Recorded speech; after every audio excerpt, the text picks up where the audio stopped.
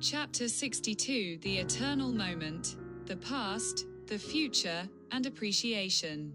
Walter remained seated, discussing with Freiman. They had taken a corner at the international coffee shop Starbucks at the intersection of Bogstadveien and Kerkerveien. Packed as usual, the noise level was high. Why sit there to talk, or shout? They left the place and set their sights on Dagmar Konditori on the other side of the street. A completely different clientele sat enjoying their Napoleon pastries. And the noise level was pleasant for conversation. They were deeply engaged in a topic concerning quality assessments of works of art, and who should be qualified to set the criteria for quality. The question had arisen after Walter's latest album, recorded exclusively with his own works, some large-scale compositions and some shorter pieces. The response to this album was the starting point for the discussion. Freiman, with his background in the sociology of music, and Walter, with his background as both a creator and performer, were both well qualified to discuss the subject. Specifically, the matter concerned a review in the cultural newspaper Klassekampen. The reviewer, a well-known musicologist from the University of Oslo, had described a small, brief epilogue, the final track on the album, as a masterpiece. The modest little piece lasted under 3 minutes. Merely a gentle reflection in relation to the massive organ symphonies Walter had composed. In addition, the reviewer had characterized one of the organ works as utterly meaningless trash. Unworthy and not even deserving to be called a work at all. This work, which had been brutally criticized, lasted 18 minutes. Yet the reviewer denied that it came anywhere near the category of a work. The score was densely packed with notes across more than 60 pages.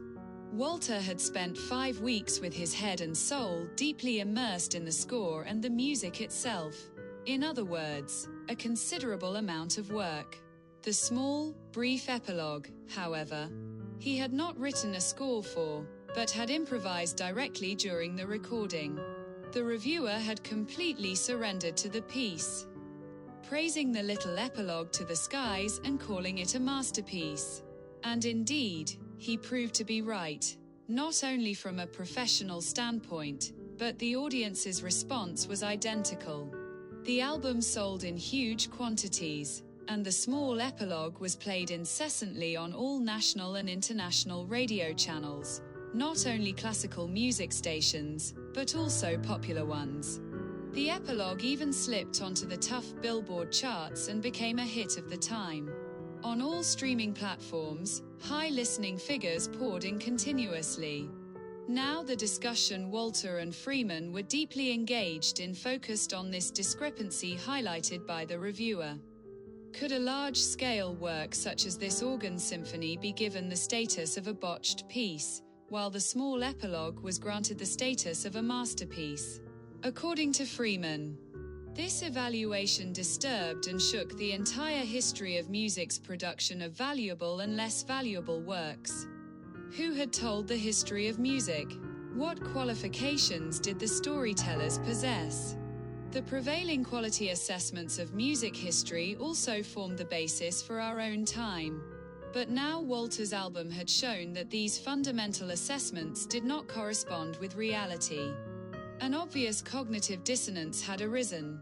The map did not match the territory at all. They both agreed that professional communities themselves formed the origin of professional evaluations, which seemed entirely natural. This was the case in all professional fields where a product was presented. What is special about intellectual products is the scope of their dissemination. In other words, the product is consumed by a large number of people, possibly millions. What we call the general masses or the broader public. Quality criteria and evaluations are challenged in their encounter with the masses. This was what had happened with Walter's album. And not only with him, a number of artists had experienced the same, and with the emergence of the internet this trend had intensified.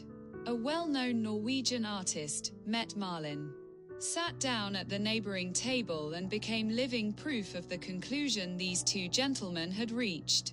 She had sold over 400 million albums. The works consisted of small, short songs with mostly 1 or 2 chords in the basic accompaniment, but she had an acceptable voice and a beautiful appearance.